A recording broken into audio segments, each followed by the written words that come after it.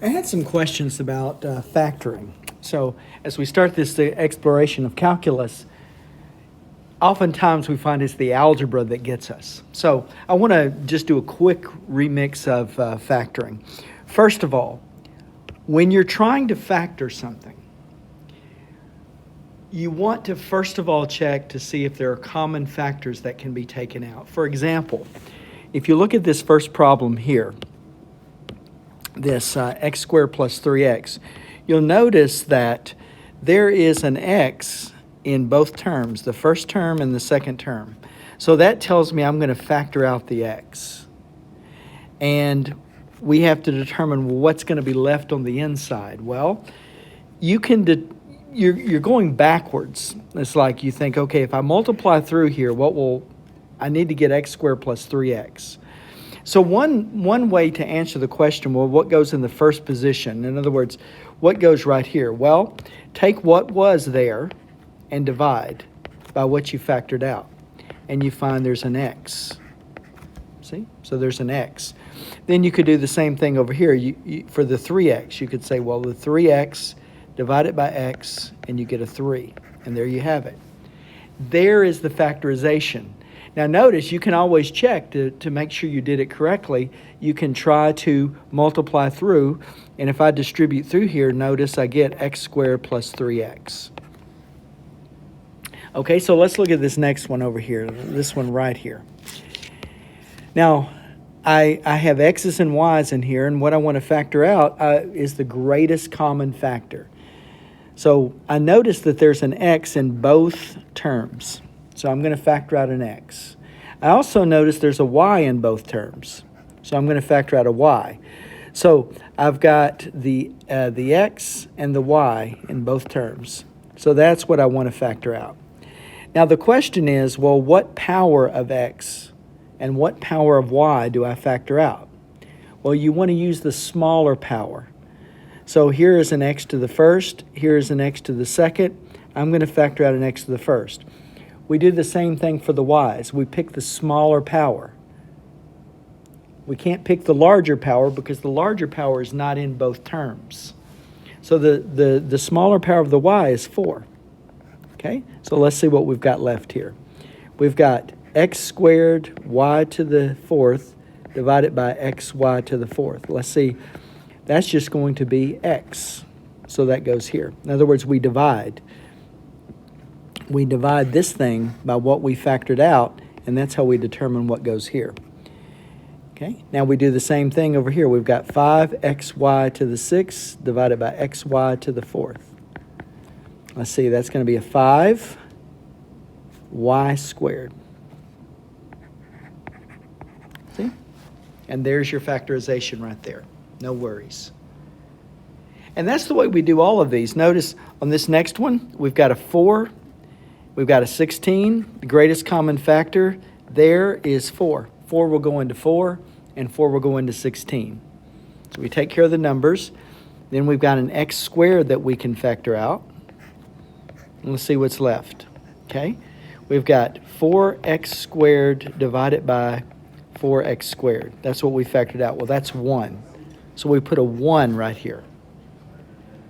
Okay, don't leave that blank. You factored out the entirety of it, but you still have to have a 1 there. And then we've got 16x cubed divided by 4x squared.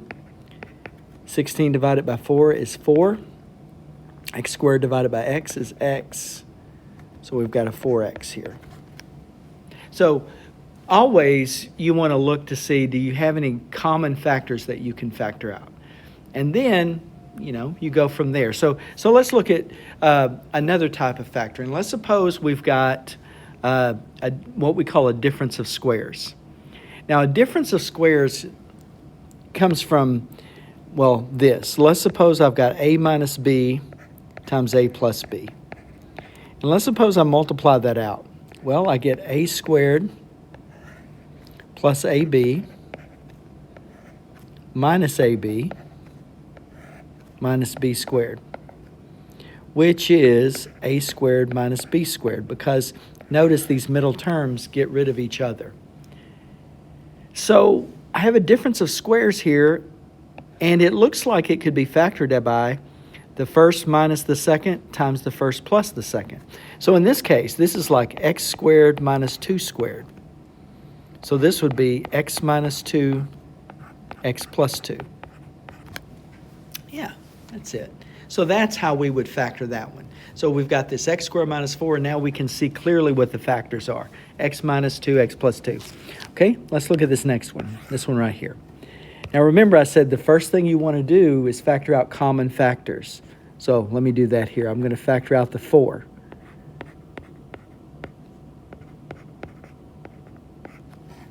Now you don't have to do that on this one. I mean, you could factor this as a difference of squares, keeping the 4 where it is, but I'm going to factor out that common factor of the 4. And then I need to factor out this part in here, this part right here. Okay? So here I go. I've got 4 times x minus 2y, x plus 2y. Yeah, there it goes. There's the factorization right there. Because see, this is x squared minus 2y squared. And there's the factorization. Now someone might view this as 2x minus 4y, 2x plus 4y. But that's not really factored completely. You'd still need to factor out the common factor. By doing it ahead of time, I factored out that 4 at the very beginning, so I'm done. That's as far as that can be factored. So you've got factoring out the greatest common factors, then you've got these difference of squares, and then we've got these trinomials.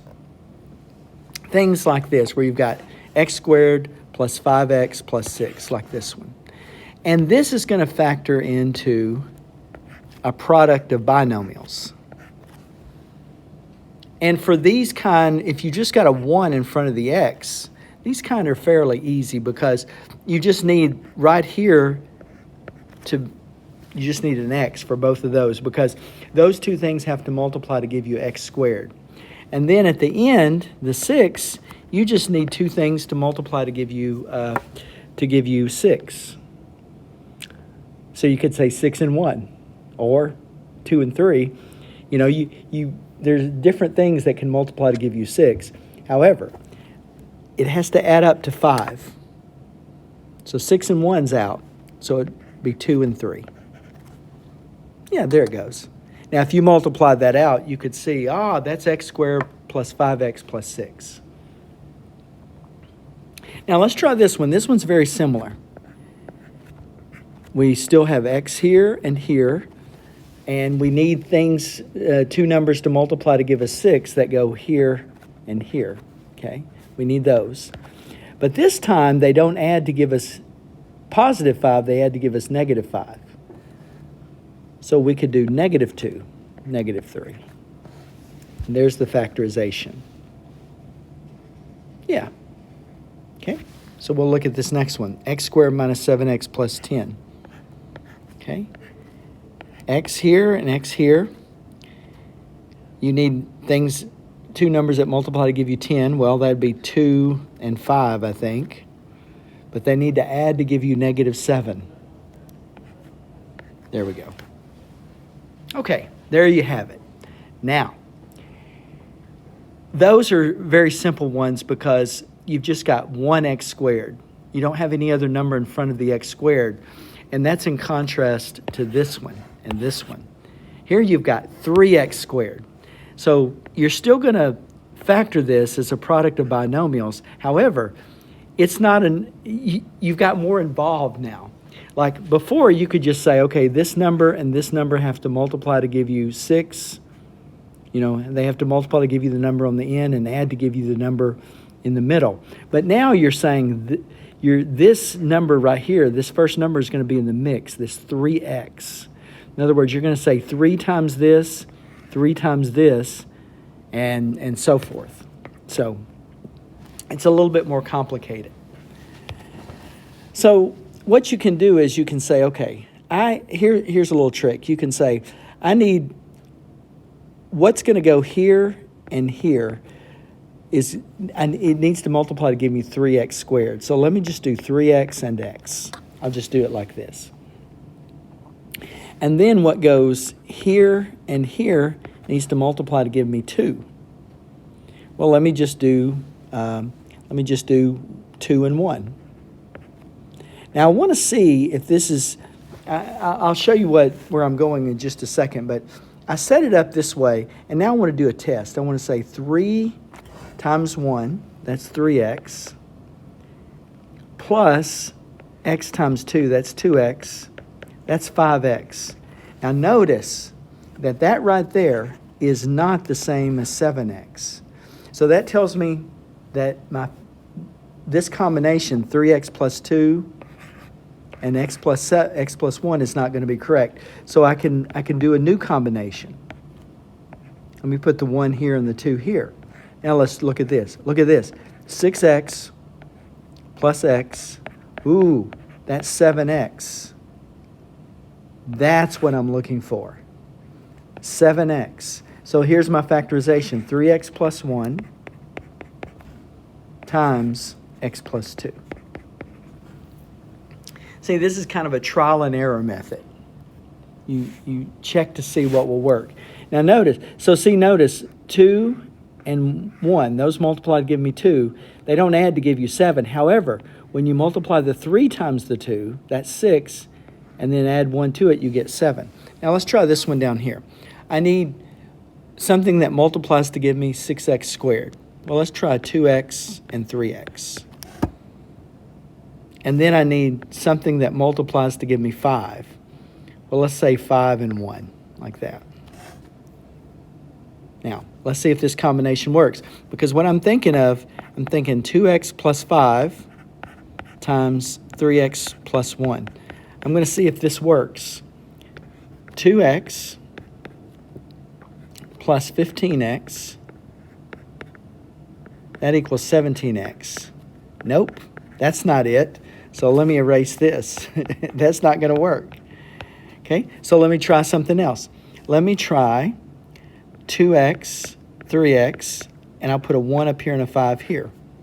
Now this is 10x plus 3x. Ooh, 13x.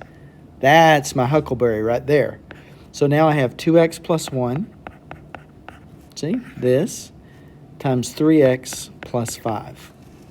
Yeah. So this is just to remind you of the basics of factoring.